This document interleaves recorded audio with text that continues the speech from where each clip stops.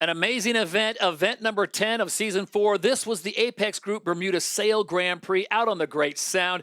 A slightly different configuration for race 4 with the setup, but the French, they obviously felt the pressure, felt like they needed to force things. Look at this. I mean, this was reckless, really, from de la Pierre in the pre-start. Didn't work out well for him. It was the Swiss that it worked out well for. Nathan Outer is taking the Swiss onto a victory in race number 4. And then the all-important race number 5, Emily Nagel. I'll tell you what, you know these Bermuda waters better than anyone else. This was the critical race. Yeah, and it was the Spanish that stole the show there. A brilliant start by them, got to Mark 1 first, but they did make it tricky for themselves. With those conditions, this lead was not enough. The gap closed a lot, and we had a battle between those top 5 teams. Constant changes of who was going to make the final or not. The Spanish looked like they were making the final, then they weren't when they got themselves into an incident.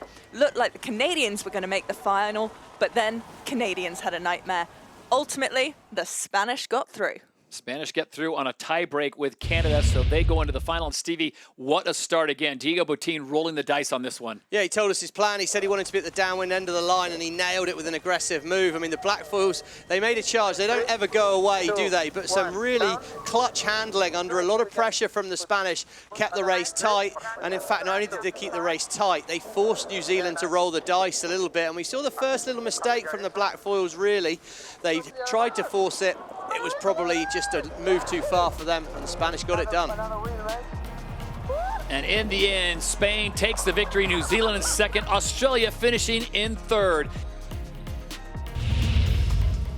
So the standings look like this after 10 events. It is New Zealand on top, 77 points, 10 points clear of Australia in second, and Spain now distancing themselves in third place ahead of Rockwool, Denmark.